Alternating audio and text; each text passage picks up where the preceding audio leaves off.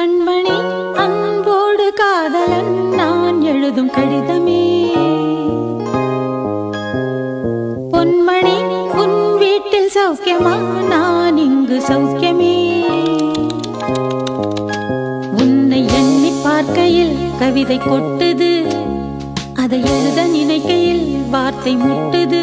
ஓஹோ கண்மணி அன்போடு காதலன் நான் எழுதும் கடிதமே.